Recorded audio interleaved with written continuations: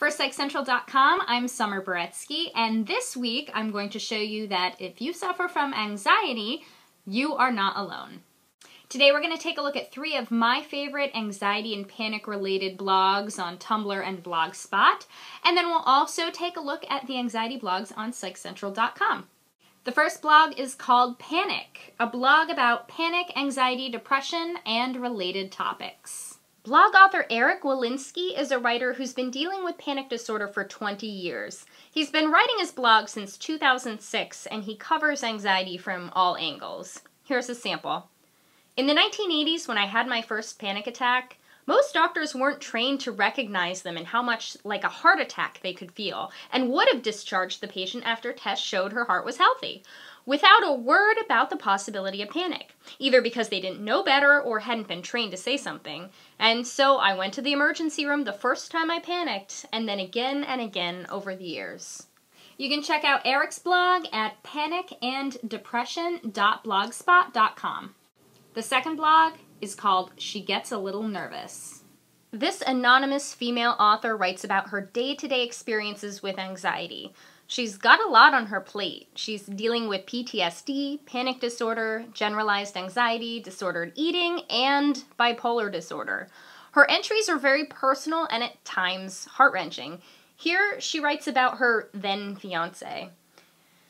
He is everything someone with panic disorder could ask for. He is unbelievably supportive, and he's always been there for me.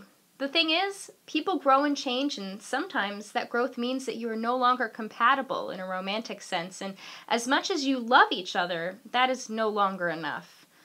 With only 3 weeks left below and everything in perfect order, we called off the wedding and have essentially ended our relationship.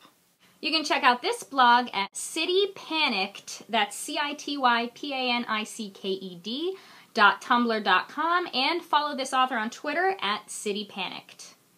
The third blog is called Prozac Withdrawal. Now, in a way, this is more of a blog about depression than it is about anxiety, but it completely fits with this post. Here's why.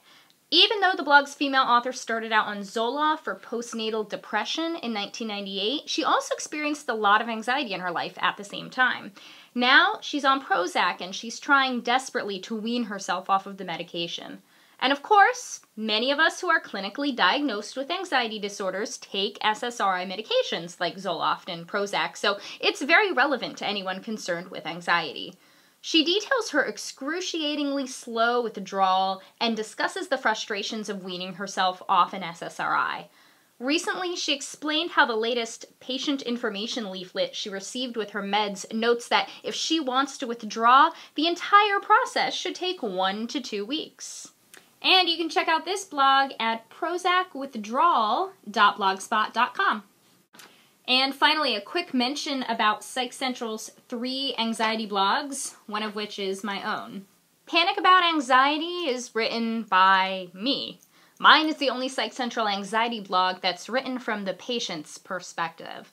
My Master of Arts degree in communication helps to inform my writings, but I'm not a therapist or a medical professional by any means. I write about my own panic-related experiences and offer tips for readers based on my own successes and, frankly, my failures. Angst and Anxiety is written by Nanette Burton Mongeluzzo, a psychotherapist working in private practice. Her most recent publication is The Everything Guide to Self-Esteem by Adams Media, and she's been writing for Psych Central since December of 2011 and covers topics like self-esteem, acceptance, and forgiveness. And finally, Anxiety and OCD Exposed is written by Drs. Laura L. Smith and Charles H. Elliott, both of whom are clinical psychologists. They're both well-published, and they blog about everything from social anxiety to sleep anxiety to anxiety in children and teens. Now, if you write an anxiety or panic-related blog, or if you know somebody else who writes one, let us know in the comments so that we can share those URLs in an upcoming post. Thanks so much for watching. Hope you enjoy these blogs and hope you have a great weekend.